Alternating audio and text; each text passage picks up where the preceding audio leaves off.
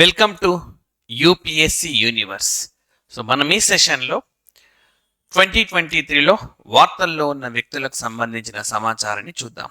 ఇందులో వార్తల్లో ఉన్న వ్యక్తులు, నియామకాలు, అవార్డులు, అదేవిధంగా అబిచ్వరీ, సో అన్ని అంశాలను కూడా మీకు యూపీఎస్సి యూనివర్స్ అందిస్తూ ఉంది.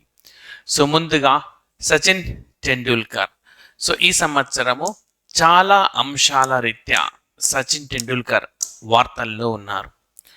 సో ఒకటి, ఇటీవల అంటే నవంబర్ 2023లో ముగిసిన వన్డే క్రికెట్ మ్యాచ్ వరల్డ్ కప్కి అంబాసిడర్గా, ఈ విధంగా ఎన్నికల సంఘానికి అంబాసిడర్గా ఉన్నారు. ఆయన జన్మించి 50 సంవత్సరాలు అయిన నేపథ్యంలో మరి సిడ్నీ క్రికెట్ గ్రౌండ్లో ఒక గేటుకి ఆయన పేరును పెట్టారు. షార్జా క్రికెట్ గ్రౌండ్లో ఒక పెవిలియన్కు ఆయన పేరును పెట్టారు. సో ఈ విధంగా ఎన్నో అంశాల రీత్యా వార్తల్లో ఉన్నారు.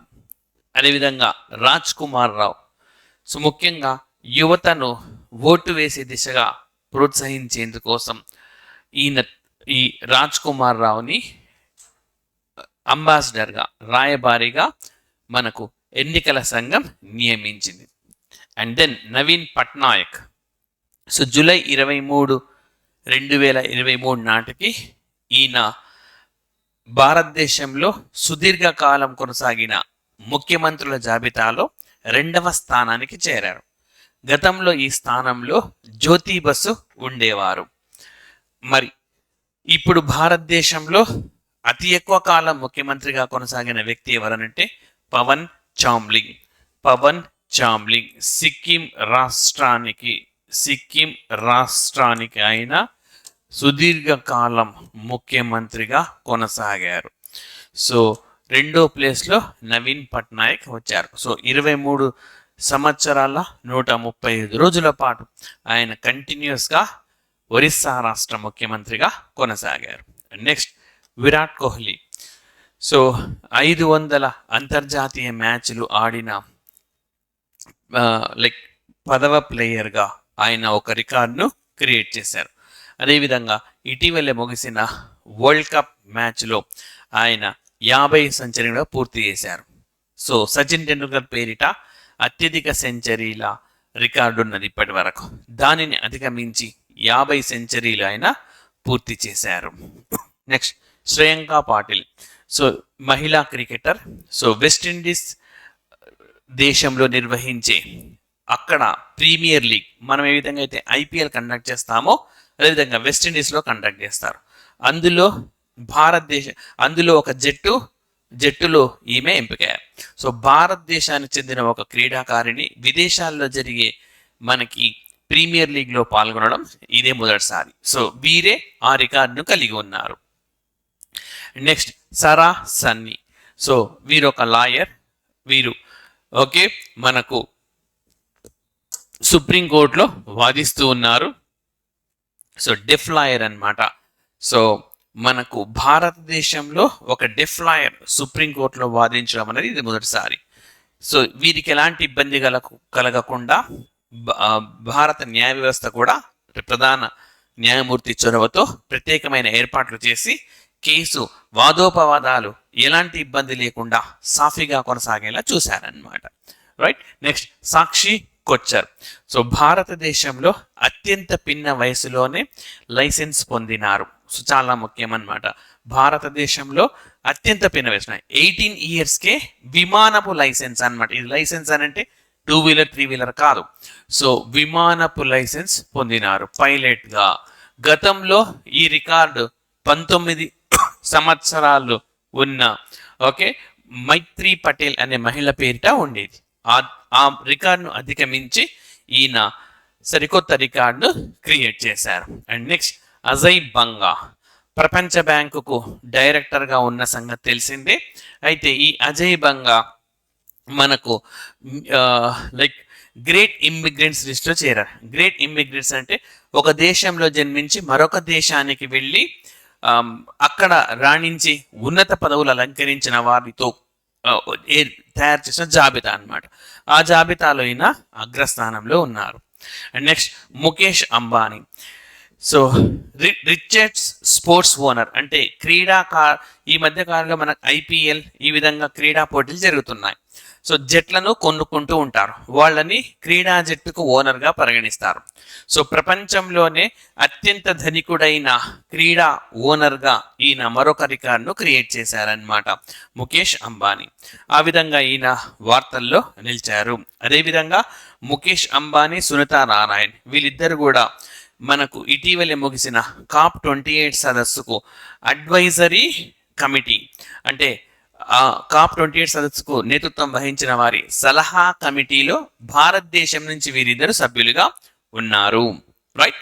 నెక్స్ట్ ఎస్పి సింగ్, ఈయన స్వచ్ఛ భారత్కు స్వచ్ఛందంగా పాల్గొన్నారు. స్వచ్ఛ భారత్లో ఉత్తరప్రదేశ్లో ఆర్టీసీలో మనకు ఉత్తరప్రదేశ్ ఆర్టీసీ కాలేజ్కి నేతృత్వం వహిస్తున్నారు, ప్రిన్సిపాల్ అనమాట. అంటే ఆర్టీసీలో ఎవరికైనా ఉద్యోగం వచ్చినప్పుడు ట్రైనింగ్ ఇస్తారు, డ్రైవర్ కావచ్చు, కండక్టర్ కావచ్చు, ఇతర ఎంప్లాయీస్ కావచ్చు.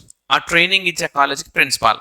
అయితే అక్టోబర్ 2, 2014 మనకు స్వచ్ఛ భారత్ ప్రారంభమైన రోజు నాటి నుంచి ఈయన ఈ లైక్ గిఫ్ట్స్ ఇస్తాం, లైక్ ఈ జాడు అని అంటే మనకు చీపుర్ అనమాట, బ్రూమ్ స్టిక్, దాన్ని దానం చేస్తూ వచ్చారు. ఆ విధంగా దానం చేయడం వల్ల ఈయన కొనసాగిస్తూ 1,00,000 మేర చీపుళ్లను దానం చేసి రికార్డ్ సృష్టించినందుకు ఈయనను prestigious Indian book of records లో పేరును దక్కించుకున్నారు. అండ్ నెక్స్ట్ అదేవిధంగా ఫోర్బ్స్ మ్యాగజైన్ రూపొందించిన 100 రిచెస్ట్ అమెరికన్ ఉమెన్, సో ఈ జాబితాలో భారత సంతతికి చెందిన 9 చోటు ఉన్నది. సో మనకు జయశ్రీ ఉల్లాల్ ప్రపంచంలో ఈమె 15వ ప్లేస్లో, బట్ భారత్ పరంగా చూస్తే మొదటి ప్లేస్. వీళ్ళంతా భారత సంతతికి చెందిన వ్యక్తులు. సో ఈమె కంప్యూటర్ నెట్వర్కింగ్ ఫర్మ్ అయిన అరిస్టా నెట్వర్క్స్ కి సిఇఓగా ప్రెసిడెంట్గా ఉన్నారు. ప్రపంచంలో 15వ స్థానంలో ఉన్న రిచెస్ట్ లో భారతదేశం పరంగా తొలి స్థానం. మరి నీరజా సేథి, ఈమె సైంట్ అని చెప్పి ఒక అవుట్ సోర్సింగ్ ఫర్మ్ అన్నమాట, అది దానిలో బాధ్యతలు నిర్వహిస్తున్నారు, 25వ ర్యాంకులో ఉన్నారు. నెక్స్ట్ నేహా నిర్ఖేడి, ఈమె 50వ ర్యాంకులో ఉన్నారు. సో ఈమె క్లౌడ్ కంపెనీ కన్ఫ్లూయెంట్ అనే ఒక క్లౌడ్ కంపెనీకి వ్యవస్థాపకులుగా ఉన్నారు. నెక్స్ట్ ఇందిరా నోయి, ఈమె పెప్సికో గతంలో పెప్సికో చైర్పర్సన్ గా పనిచేశారు. ఈమె 77వ స్థానంలో ఉన్నారన్నమాట. సో ఈ విధంగా మనకు వీళ్ళందరూ కూడా ఇక్కడ బ్రాకెట్ లో ఉన్నవి మీకు వారు ప్రపంచంలో ర్యాంకింగ్స్ అన్నమాట. భారత్ సంతతి వ్యక్తులు తీసుకుంటే 1, 2, 3, 4లో ఉన్నారు. Next BBC. సో బీబీసీ కూడా మనకు 100 ఉమెన్ లిస్ట్ 2023ని ఎంపిక చేసింది. సో మరి అందులో భారతదేశం నుంచి ఎవరెవరు ఉన్నారంటే దియా మిర్జా ప్రముఖ నటి, హర్మన్ ప్రీత్ కౌర్ వీరు cricketer, and photographer Aarti Kumar Rao, అదేవిధంగా Tibetan Buddhist nun Jetsunma Tenzin Palmo. So వీరందరూ కూడా అందులో ఉన్నారు. అండ్ మరి నియామకాలుగాన మనం చూస్తే so Neerja Prabhakar, so Konda Laxman Bapuji, so తెలంగాణలో ఉన్న యూనివర్సిటీ హార్టికల్చర్ యూనివర్సిటీ అంటే ఉద్యానవన యూనివర్సిటీ. ఈ యూనివర్సిటీలో ఉండేవారు ఇప్పుడు ఆంధ్రప్రదేశ్కు వెళ్ళారు. ఆంధ్రప్రదేశ్కి ఎక్కడికి వెళ్ళారంటే Indian institute of oil palm research. So Telangana నుంచి ఆ ఇన్స్టిట్యూట్కి బదిలీ అయినారనమాట. అది పెదవేగి మండలంలో ఉంటుంది. మరి ఏ పొజిషన్లో అనంటే రీసెర్చ్ అడ్వైజరీ కమిటీ ఉంటుంది. మనకు Indian institute of oil and palm research ఉంది కదా, అందులో మనకు ఒక రీసెర్చ్ కమిటీ ఉంటుంది. ఆ రీసెర్చ్ కమిటీకి చైర్పర్సన్గా బాధ్యతలను నిర్వహిస్తున్నారు. రైట్. అండ్ నెక్స్ట్ మరి కాన్స్టిట్యూషనల్ బాడీస్ అదేవిధంగా పిఎస్యూస్ కాన చూస్తే మనోజ్ సోని, సో వీరు యూనియన్ పబ్లిక్ సర్వీస్ కమిషన్కు చైర్మన్గా వ్యవహరిస్తున్నారు. వీరికి మరొక రికార్డు కూడా ఉన్నది. భారతదేశంలో అత్యంత పిన్న వయసులో ఒక యూనివర్సిటీకి వైస్ ఛాన్సలర్గా పనిచేసిన ఘనత వీరిదే అని చెప్పుకోవచ్చు. అదేవిధంగా Tushar Mehta, so solicitor general of ఇండియాగా మరొకసారి నియామకమయ్యారు. సో గతంలో ఈయనే ఉన్నారు, ఇప్పుడు ఈయనగే ఉన్నారు. అయితే ఇది రాజ్యాంగబద్ధ వ్యవస్థ కాదు, ఇది చట్టబద్ధమైంది మాత్రమే. రైట్. మనకు అటార్నీ జనరల్ ఆఫ్ ఇండియా అనేది మాత్రం రాజ్యాంగబద్ధమైన సంస్థ, ఆర్టికల్ 76 ప్రకారం ఉంటుంది అది. అండ్ నెక్స్ట్ వచ్చేసి మనకు Rajaraman international financial services centres అథారిటీకి ఈయన కొత్త చైర్పర్సన్గా నియామకమయ్యారు. అదేవిధంగా విజయ్ సంపాల మనకు రాజ్యాంగబద్ధ సంస్థ అయిన నేషనల్ కమిషన్ ఫర్ ఎస్సీస్లో చైర్పర్సన్గా ఉండేవారు. సో ఆయన రాజీనామా చేశారు. సో ఇటీవలే నేషనల్ కమిషన్ ఫర్ ఎస్సీస్ చైర్పర్సన్గా రాజీనామా చేసింది ఎవరు అని అడుగుతారు, Vijay Sampla. Next Ravneet Kaur competition commission of ఇండియాకు వీరు నేతృత్వం వహిస్తున్నారు. So competition commission of India అంటే మనకు ఎంఆర్టిపి స్థానంలో వచ్చింది, మొనోపోలీ రెస్ట్రిక్టివ్ ట్రేడ్ ప్రాక్టీస్, దీని స్థానంలో వచ్చింది మనకు కాంపిటీషన్ కమిషన్ ఆఫ్ ఇండియా. దానికి ఇప్పుడు రవనీత్ కౌర్ నేతృత్వం వహిస్తూ ఉన్నారు. అండ్ అదే విధంగా మనకు ఇది ఒక రెగ్యులేటరీ అంటే నియంత్రణ సంస్థ అంటాం. నియంత్రణ సంస్థ అంటే ఏ సంస్థ అయితే ఇతర వ్యవస్థలను నియంత్రిస్తుందో దానికి రెగ్యులేటరీ బాడీస్ అంటాం. లైక్ భారతదేశంలో బ్యాంకులను ఆర్బీఐ నియంత్రిస్తుంది, ఇన్సూరెన్స్ కంపెనీలను ఐఆర్డిఐ నియంత్రిస్తుంది. అదేవిధంగా మనకు స్టాక్ మార్కెట్ను సెబీ నియంత్రిస్తుంది. కార్పొరేట్ కంపెనీలను విలీనం కానీ ఇవన్నీ కూడా కాంపిటీషన్ కమిషన్ ఆఫ్ ఇండియా నియంత్రిస్తుంది. భారతదేశంలో ఒక రెగ్యులేటరీకి నేతృత్వం వహించిన తొలి మహిళ ఎవరంటే సెబీకి ప్రస్తుతం చైర్మన్గా ఉన్న మాధవిపురి బుచ్. ఇప్పుడు రెండవ వ్యక్తి వచ్చారు, కాంపిటీషన్ కమిషన్ ఆఫ్ ఇండియాకు నేతృత్వం వహిస్తున్న Ravneet Kaur, right. And next అదేవిధంగా మనకు హీరాలాల్ సమరియా, ఈయన కొత్త ఇన్ఫర్మేషన్ కమిషనర్గా అపాయింట్ అయ్యారు. నెక్స్ట్ రాజేంద్ర మీనన్, ఈయన ఢిల్లీ హైకోర్టు సంబంధించిన లైక్ ఆర్మ్డ్ ఫోర్సెస్ ట్రిబ్యునల్కి మరొకసారి ఈయన ఎన్నికారు. క్లారిటీగా చెప్తాను, ఆర్మ్డ్ ఫోర్సెస్ ట్రిబ్యునల్కి చైర్మన్. గతంలో ఈయన ఢిల్లీ హైకోర్టులో ఉన్నారనమాట. సో ఆయననే మళ్ళీ ఆర్మ్డ్ ఫోర్సెస్ ట్రిబ్యునల్కి మళ్ళీ ఎన్నికయ్యారు, రైట్. సో ఈ విధంగా సెకండ్ కన్సిక్యూటివ్ యాజ్ చైర్మన్ అనగా చెప్పుకోవచ్చు. అండ్ నెక్స్ట్ వచ్చేసి మనకు నీతి ఆయోగ్. సో నలుగురు కీలకమైన వ్యక్తులను మరి ఓకే లైక్ తమ నీతి ఆయోగ్లోకి తీసుకుంది. లైక్ వీళ్ళు ఆయా విభాగాల్లో ఎక్స్పర్టైజ్లో ఉన్న వాళ్ళు వారి సేవలను వినియోగించుకుంటుంది అనమాట. సో ఫస్ట్ వచ్చేసి అనూప్ సింగ్, ఈయన 15వ ఆర్థిక సంఘంలో సభ్యుడిగా కూడా ఉన్నారు. ఈయన మైక్రో ఎకానమిక్స్లో నిపుణుడు అనమాట, స్థూల అర్థశాస్త్రంలో నిపుణులు. అదేవిధంగా డాక్టర్ ఓపి అగర్వాల్, ఈయన పట్టణ రవాణాకు సంబంధించి అత్యంత కీలకమైన పాత్రను పోషిస్తూ ఉన్నారు. అజయ్ చౌదరి ఎలక్ట్రానిక్స్ రంగంలో నిపుణులు. అండ్ లక్ష్మీ కుమరన్, ఈయన అంతర్జాతీయ పన్ను వ్యవస్థలో నిపుణులు. First of all macro economics, ప్రస్తుతం దేశంలో నిరుద్యోగం ఎక్కువ ఉన్నది, ద్రవ్యోల్బణం ఎక్కువ ఉన్నది.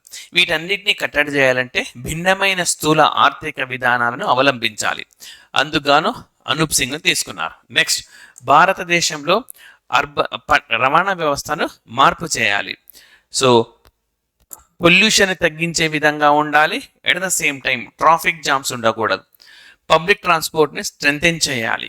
వీటన్నిటి కోసం ఈయనను సలహాదారుగా తీసుకున్నారు. అదేవిధంగా చౌదరి మరి భారతదేశంలో ఎలక్ట్రానిక్ ఇండస్ట్రీ, ముఖ్యంగా రవాణా వ్యవస్థలో ఎలక్ట్రిక్ వెహికల్స్, వీటి ప్రాధాన్యాన్ని పెంచడం కోసం వీరిని తీసుకున్నారు. అదేవిధంగా లక్ష్మీ కుమరన్, భారతదేశం అంతర్జాతీయ పన్ను వ్యవస్థను అర్థం చేసుకోవడంలో కొంత ఇబ్బంది పడుతోంది, అందుకే WTOలో మన పైన కేసులు కూడా ఉన్నాయి.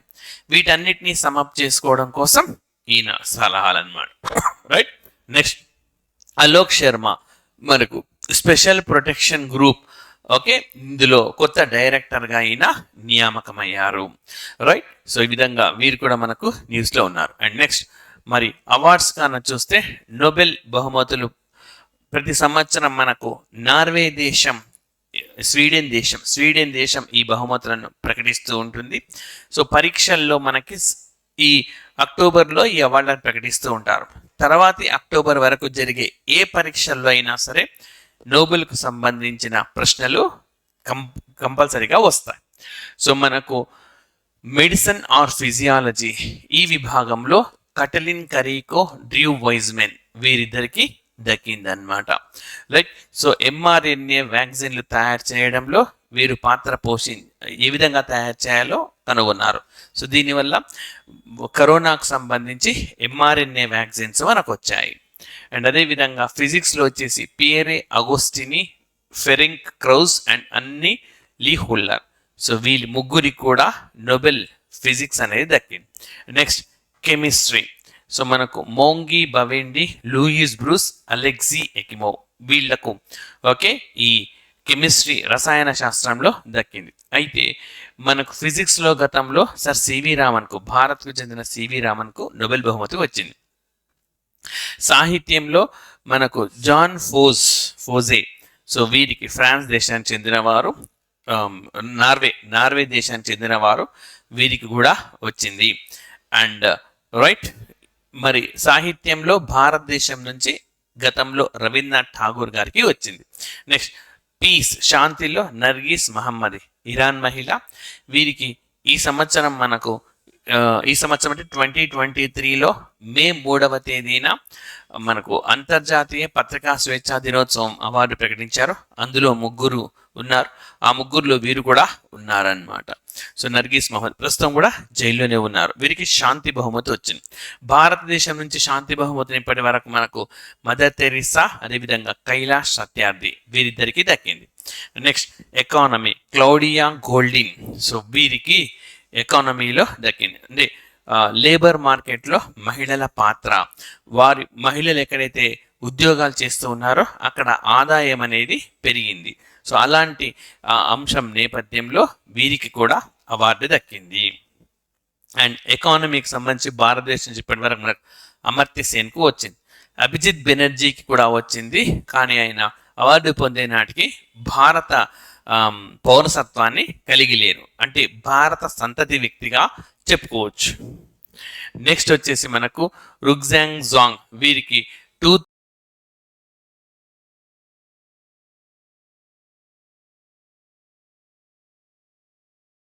అవార్డుగా మనం దీన్ని చెప్పుకోవచ్చు.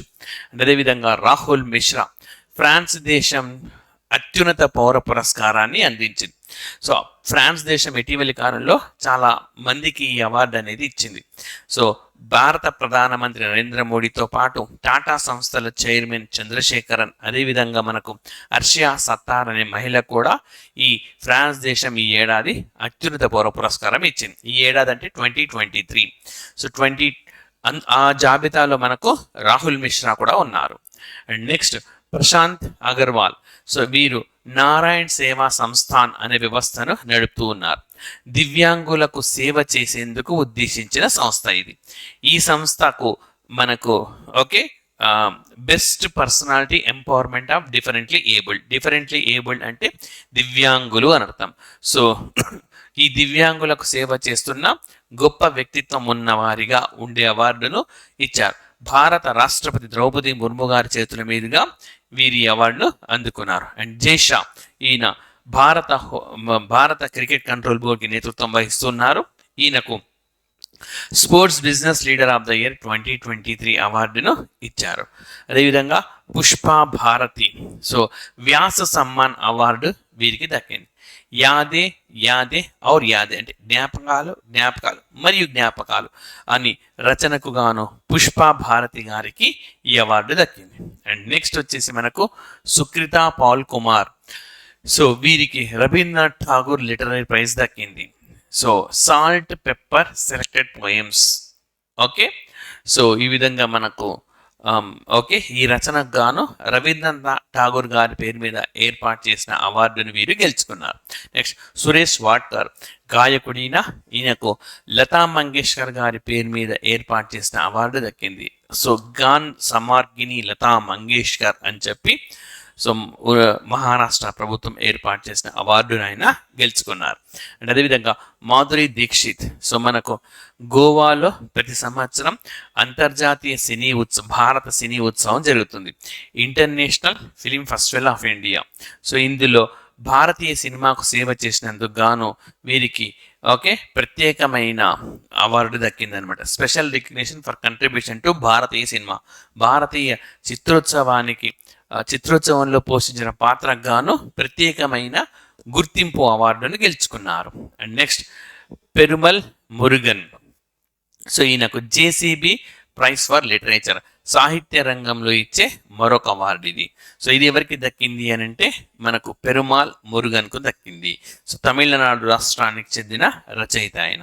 Fire bird, okay, fire bird అగ్నిపక్షి అని మీనింగ్ ఇచ్చేలా చేసిన రచనకు గాను ఆయన ఈ అవార్డును గెలుచుకున్నారు. నెక్స్ట్ మథౌ రాజ్. సో మరి మనకు మనోహర్ పారికర్ యువ సైంటిస్ట్ అవార్డ్. సో ఎవరికి దక్కింది అంటే మాథవ్ రాజ్కు దక్కింది, రైట్. అండ్ గోవా ముఖ్యమంత్రిగా గతంలో మనకు మనోహర్ పారికర్ పనిచేశారు.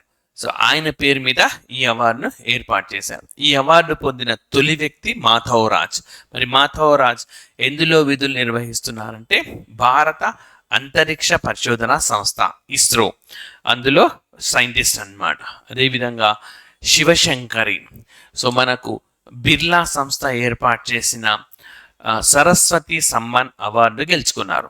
బిర్లా సంస్థ ఈ అవార్డును 1991లో ఏర్పాటు చేసింది, రైట్. సూర్యవంశం అనే ఒక రచనకు గాను వారి అవార్డును పొందారు. నెక్స్ట్ చంద్రచూడ్. మరి భారత ప్రధాన న్యాయమూర్తి, 50వ ప్రధాన న్యాయమూర్తి. మరి వీరు హార్వర్డ్ లా స్కూల్ నుంచి ప్రతిష్టాత్మకమైన గ్లోబల్ లీడర్షిప్ ప్రపంచ నాయకత్వపు అవార్డుని గెలుచుకున్నారన్నమాట. నెక్స్ట్ స్వాతి నాయక్. సో మనకు వీరు ఫిలిప్పైన్స్లోని మనీలా కేంద్రంగా పనిచేసే అంతర్జాతీయ వరి పరిశోధన కేంద్రం, ఇంటర్నేషనల్ రైస్ రీసెర్చ్ ఇన్స్టిట్యూట్లో వీరు సైంటిస్ట్గా ఉన్నారు. వీరికి నార్మన్ బోర్లాగ్ పేరు మీద ఏర్పాటు చేసిన అవార్డు దక్కింది. బోర్లాగ్ క్షేత్ర అవార్డుగా, బోర్లాగ్ ఫీల్డ్ అవార్డుగా దీన్ని మనము చెప్పుకోవచ్చు. అండ్ అదేవిధంగా వహీదా రెహమాన్. భారత సినీ చరిత్రలో ప్రతిష్టాత్మకమైందిగా భావించే దాదాసాహెబ్ ఫాల్కే అవార్డును వీరు గెలుచుకున్నారు. So Dadasaheb Phalke lifetime achievement award. So Dadasaheb Phalke జీవనకాల సాఫల్య పురస్కారాన్ని వీరు అందుకున్నారు. అండ్ నెక్స్ట్ వచ్చేసి మనకు మృతులకు సంబంధించిన సమాన చూస్తే మోహినీగిరి. సో మరి ఓకే, మహిళా సాధికారత కోసం కృషి చేసిన వ్యక్తి. సో జాతీయ మహిళా కమిషన్కు నేతృత్వం కూడా వహించినారు. సో వారు ఇటీవలే మృతి చెందారు.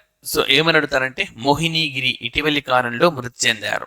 వీరు దేంతో ముడిపడి ఉన్నారు? బాలల హక్కులు, మహిళల హక్కులు, మహిళా సాధికార అట్లా ఇస్తారు మనకు. సో మహిళల హక్కులు, మహిళా సాధికారత కోసం కృషి చేశారు. Women rights and women empowerment. Next MS Swaminathan. So గొప్ప శాస్త్రవేత్త, భారతదేశంలో హరిత విప్లవ పితాగా పేరు తెచ్చుకున్నారు. Father of green revolution in India. మరి స్వామినాథన్ కూడా సెప్టెంబర్ నెల 28వ తేదీన ఆయన మరణించినారు. మరి నాకు 1961లో శాంతి స్వరూప్ భట్నాగర్ అవార్డు దక్కింది. 1967లో పద్మశ్రీ, 1972లో పద్మభూషణ్, 1972లో పద్మభూషణ్, 1989లో పద్మ విభూషణ్, 1971లో మేగ్సెసే అవార్డు దక్కింది. అదేవిధంగా ప్రపంచ ఆహార బహుమతి. సో 1988లో మనకు వరల్డ్ ఫుడ్ ప్రైజ్ కూడా ఆయన గెలుచుకున్నారు. సో ఈ విధంగా ఆయన వార్తల్లో ఉన్నారు. అండ్ వలర్మతి. ఇస్రోలో మనకు ఏ ప్రయోగం చేపట్టినా కౌంట్డౌన్ను గణిస్తారు. కౌంట్డౌన్ అంటే మనం 10, 9, 8 కరెక్ట్గా లాంచ్ అయ్యే టైంకి 0 సెకండ్కి వచ్చేస్తుంది. సో ఆ విధంగా కౌంట్డౌన్ నిర్వహించే వలర్మతి అనే మహిళ, వారు చంద్రయాన్ 3 వరకు కూడా పనిచేశారు. తర్వాత వారు కూడా మృతి చెందారు. నెక్స్ట్ అరుణ్ కుమార్ సిన్హా. మనకు ఈ అరుణ్ కుమార్ సిన్హా స్పెషల్ ప్రొటెక్షన్ గ్రూప్కు నేతృత్వం వహించారు. సో ప్రధానమంత్రికి భద్రత ఇచ్చే వ్యవస్థనే మనము స్పెషల్ ప్రొటెక్షన్ గ్రూప్ అనే పేరుతో పిలుస్తాం. ఈ వ్యవస్థకు నేతృత్వం వహించిన ఈయన చనిపోయారు. ఈయన ప్లేస్లోనే మనకు అలోక్ శర్మ వచ్చారు. అపాయింట్మెంట్స్లో మనం చూసామని. నెక్స్ట్ బిందేశ్వర్ పాఠక్. సులభ్ శౌచాలయ్తో ముడిపడి ఉన్నారు. భారతదేశంలో స్వచ్ఛ భారత్ ఉద్యమంలో కీలక పాత్ర పోషించిన ఈయన కూడా మనం ఇటీవలే మృతి చెందారు. నెక్స్ట్ సిఆర్ రావు. మనకు గణిత మేధావిగా చెప్తాం, ముఖ్యంగా స్టాటిస్టిక్స్ సో గణాంక శాస్త్రంలో ఎన్నో మైలురాయిలు అందుకున్నారు, అత్యున్నతమైన పురస్కారాలు కూడా పొందినారు. సో ఆంధ్రప్రదేశ్ రాష్ట్రానికి చెందినవారు కేలంపూడి రాధాకృష్ణారావు, వారు కూడా మృతి చెందారు. అండ్ జాన్ వర్నాక్, సో ఈయన మనకు అడోబ్ ఫౌండర్ అన్నమాట. అడోబ్ అనేది మనకు like PDF systems, documents PDF ఫార్మాట్లో వచ్చే సిస్టమ్ లాంటిది. సో దానిలో దాని ఓకే ఫౌండర్ అయిన ఈయన కూడా మృతి చెందినారు. రైట్. సో ఇవి మనకు 2023కి సంబంధించిన వార్తల్లో వ్యక్తులకు సంబంధించిన సమాచారం. Thank you very much.